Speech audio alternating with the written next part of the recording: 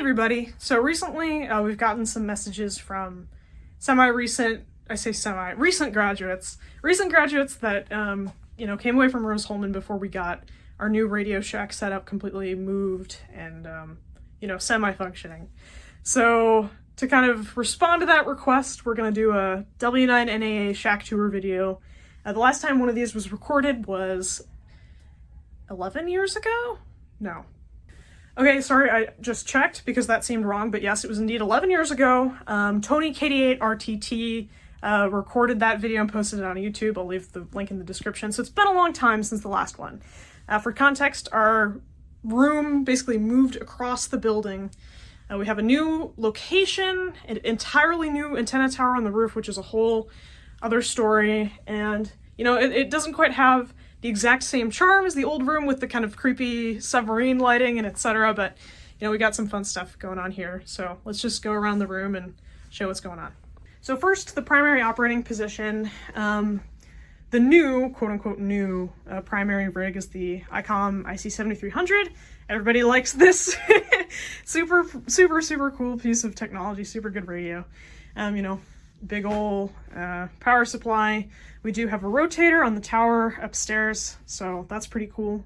I'll put some pictures on screen of, what it looks like when we were constructing the tower, as well as this particular antenna, but this is kind of the daily driver for this club now.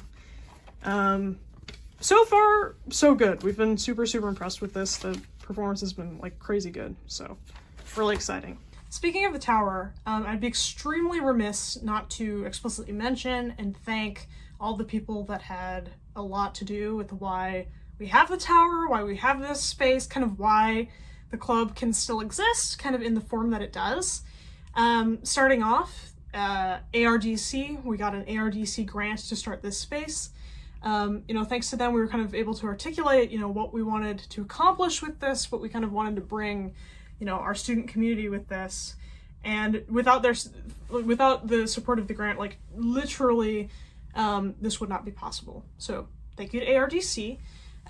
We also can't go without mentioning Dr. Paget. He no longer works here, but he was our previous advisor, and Dr. Paget had a lot to do with why, the grant writing happened, why we kind of were able to rally for some support at the school for kind of continuing this on.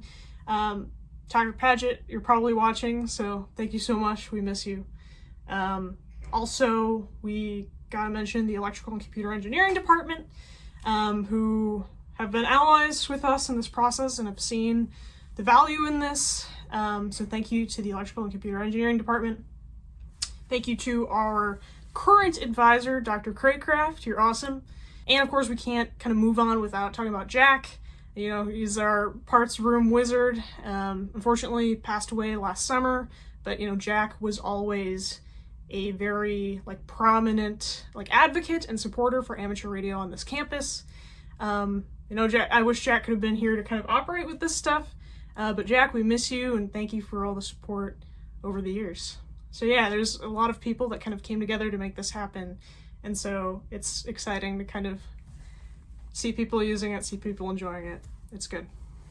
Anyway, so yeah, main operating position, and computer, we got it all hooked up for digital modes and stuff on that ICOM. And then this little piece of hardware has definitely been around since the last video, or at least I imagine it has, but we have all of the antennas upstairs connected to this, and you just switch on and off, hook it up to the, hook the rig up to the center here, and then you just go. Unfortunately, nothing's labeled. We have a label printer, but we can't get the drivers to work on Windows 10, so, the team next year, maybe that'll be their first task. So moving over the side here, we have some additional hardware for the main operating setup, but this isn't currently in the loop. I think there is a potential that, in the future there could be some really, serious kind of contesting people in this club kind of coming back, but it's not really of a ton of interest to most people in the club right now. So all this is kind of on standby. The IntelliTuner is useful though. We don't have dipoles up on the roof anymore, or at least we don't right now.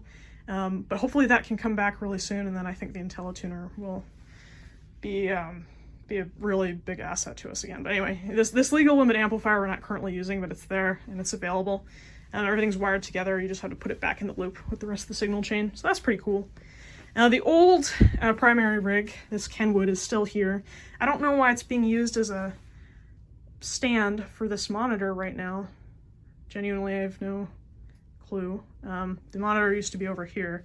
Anyway, the reason we have this monitor in this machine is because, you know, kind of one of the major pieces of intent for this new radio room, this new setup, is to basically create an SDR interface. Like if you've ever been on the WebSDR website, we'd like to kind of develop an interface similar to that for rose-hulman students and potentially for external users as well, but primarily for rose-hulman students to kind of access our equipment and use it in classes like the SDR class, you know, maybe introduction to signal processing, etc. Finally, for some club history, you know, we got the OGs up there. We got Munch's trophy for the OG fox hunt up there.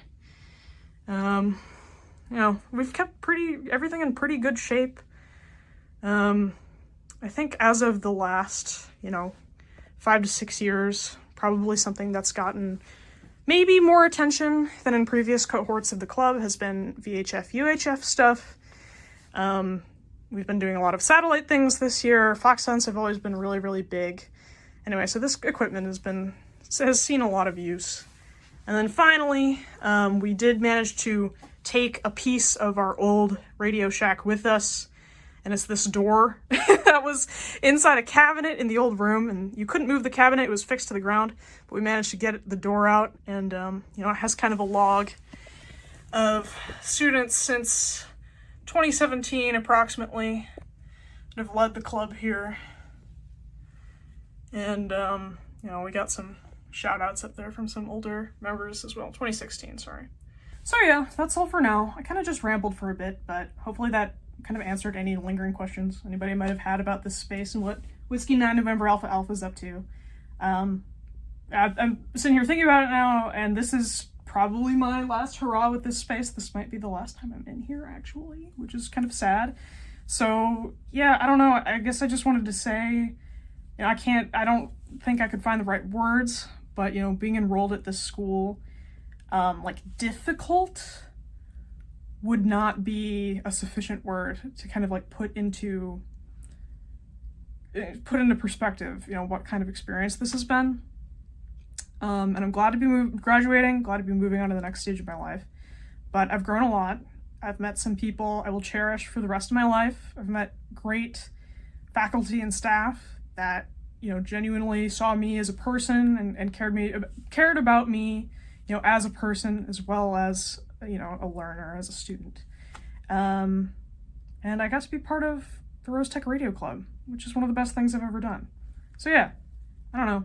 I'll keep doing radio stuff. I got some fun things on the horizon, but W9NAA people, I know you're listening, so when I come back, I want to see some cool things going on. I don't know, otherwise we'll like box or something, I don't know. Anyway, okay, that's all for now. Bye-bye.